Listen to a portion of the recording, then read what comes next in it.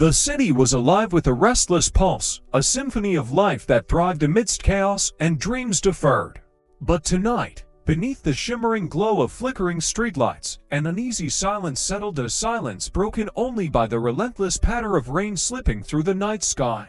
Maya Carter stood beneath an old, battered awning, clutching her coat tighter against the cold.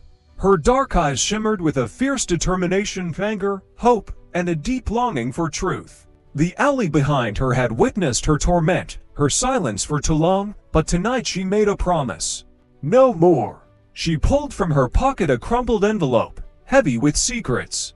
Inside were photographs, documents, and an audio recording, the pieces of a puzzle that could destroy lives if revealed.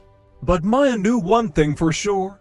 Her brother's murder had never. Detective James Harper had seen darkness in many forms, in the alleyways, in the courtrooms, in the eyes of those who had been wronged. But the moment he met Maya Carter, he felt an inexplicable pull, as if her pain was a mirror to his own unresolved doubts about the justice system.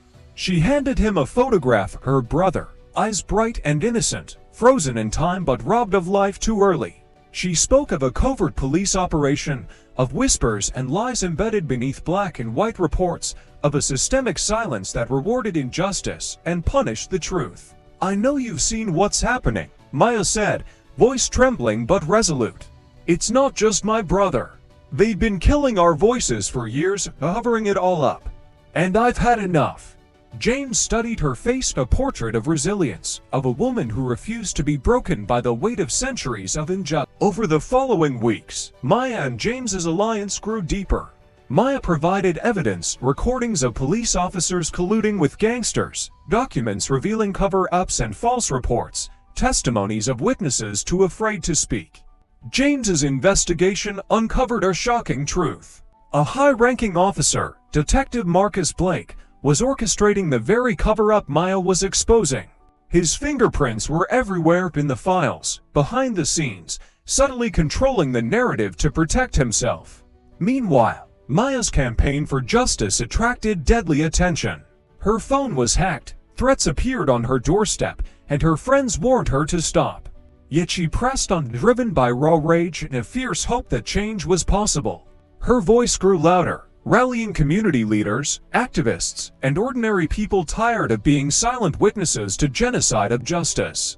One evening, James discovered a hidden room in the police station, a vault of secrets. The danger became reality when Maya was kidnapped or snatched from her home in the dead of night.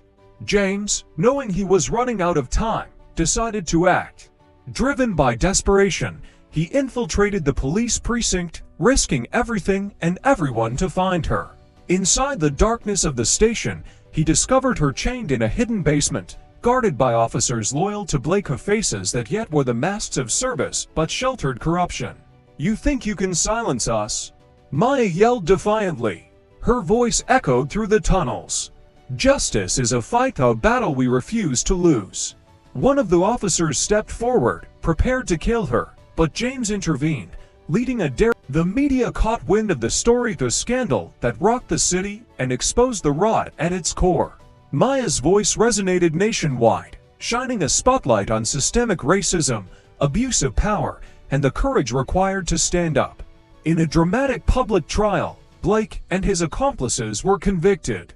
The city woke up inspired to challenge its own prejudices, to rebuild trust in those who serve justice. Yet, the ending held a shocking twist. In the aftermath, Maya found an encrypted file, the secret that suggested Blake's crimes went beyond her brother, linking him to a network of abuses stretching across decades.